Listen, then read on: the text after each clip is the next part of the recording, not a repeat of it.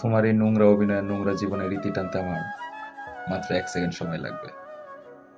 কিন্তু কেন জানি তোমার প্রতি সেই মায়াটা আমার আজও কমে না।